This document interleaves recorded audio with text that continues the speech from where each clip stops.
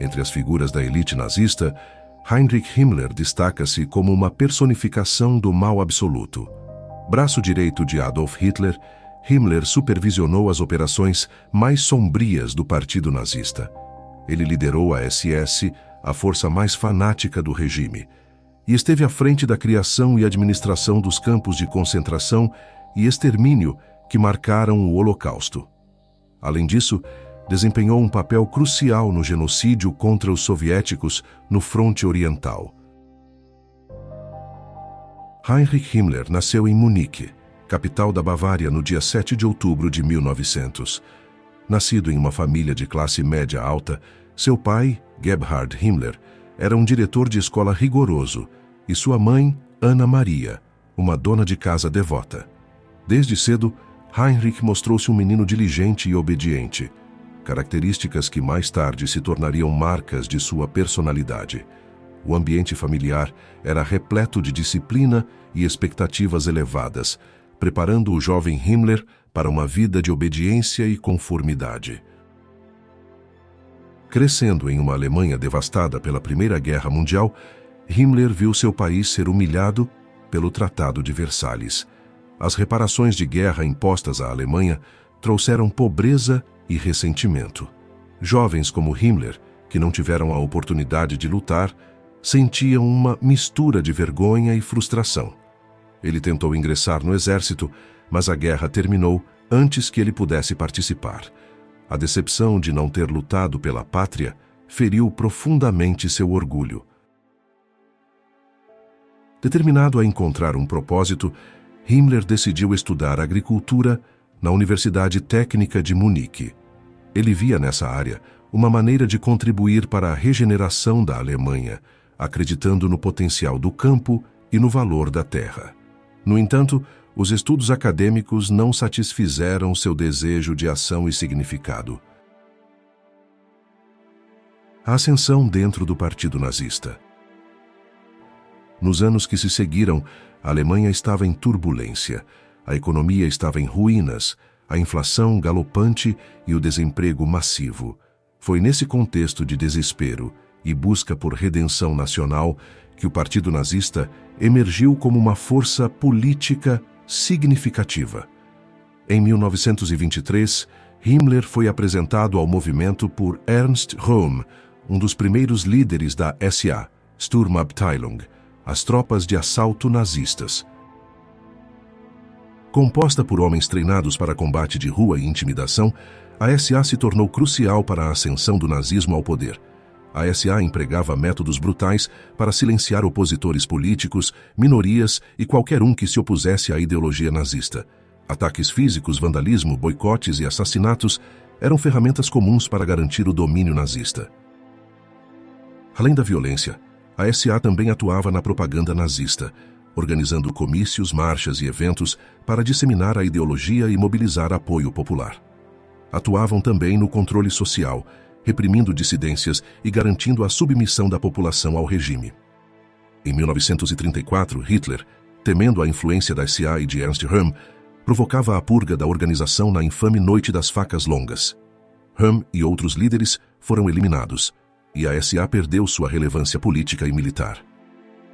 A SA esteve presente na Noite dos Cristais, ocorrida em 9 e 10 de novembro de 1938, uma série de ataques violentos coordenados contra a comunidade judaica na Alemanha. O termo Noite dos Cristais foi cunhado pela propaganda nazista para minimizar os eventos, que resultaram na destruição de sinagogas, propriedades e empresas judaicas, assassinatos e prisões de judeus. A escalada de violência foi desencadeada pelo assassinato de Ernst von Hatt, um diplomata alemão morto em Paris em 1938 pelo judeu polonês Herschel Greenspan, usado como pretexto para intensificar o antissemitismo.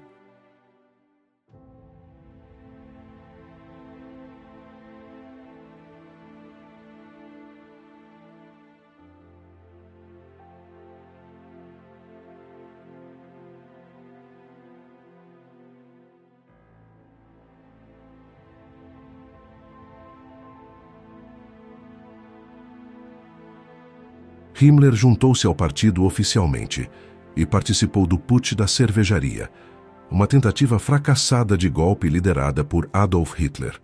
Após a prisão de Hitler, Himmler permaneceu leal ao partido, trabalhando como secretário de Gregor Strasser. Suas habilidades administrativas e sua lealdade inquestionável logo foram notadas.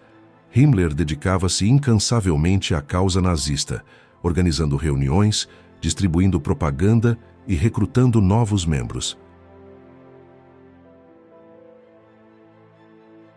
Foi nessa época que Himmler começou a desenvolver suas ideias sobre a pureza racial e a necessidade de uma revolução biológica na Alemanha. Ele acreditava que a salvação do país dependia de uma regeneração racial, uma crença que se tornaria central em sua ideologia e nas políticas que ele implementaria mais tarde. A consolidação do poder. Com a ascensão de Hitler ao poder em 1933, Himmler viu sua chance de influenciar os destinos da Alemanha. Ele foi nomeado chefe da SS Schutzstaffel, inicialmente uma unidade pequena e subordinada à SA. Himmler, no entanto, tinha visões grandiosas para a SS. Ele começou a transformá-la em uma força paramilitar de elite, baseada na lealdade absoluta a Hitler e na pureza racial. Himmler era meticuloso e obsessivo em sua busca pela pureza racial. Criou o escritório principal de raça e assentamento, que supervisionava a seleção rigorosa de recrutas para a SS. Ele exigia que todos os candidatos comprovassem sua ascendência ariana, remontando várias gerações. Além disso, promovia casamentos raciais cuidadosamente selecionados para garantir a continuidade da raça superior. A SS sob Himmler cresceu rapidamente em poder e influência. Ela se tornou a principal força de repressão do regime nazista, eliminando adversários políticos, administrando campos de concentração e implementando políticas de terror. Himmler supervisionou pessoalmente a construção do campo de concentração de Dachau, que se tornou um modelo para os futuros campos de extermínio.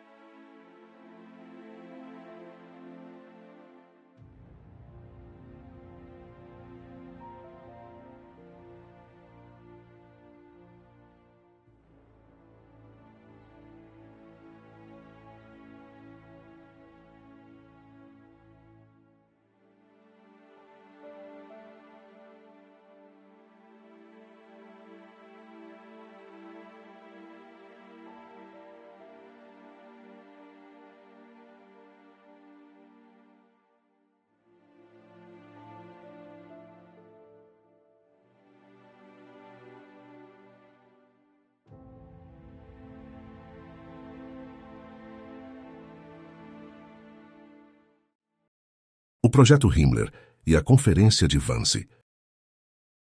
À medida que a Segunda Guerra Mundial se aproximava, Himmler desempenhou um papel crucial na preparação da Alemanha para o conflito. Ele foi o arquiteto do Projeto Himmler, uma operação de bandeira falsa destinada a ocasionar a invasão da Polônia. Disfarçados como soldados poloneses, membros da SS realizaram ataques na fronteira, fornecendo ao regime nazista o pretexto necessário para iniciar a guerra em 1939.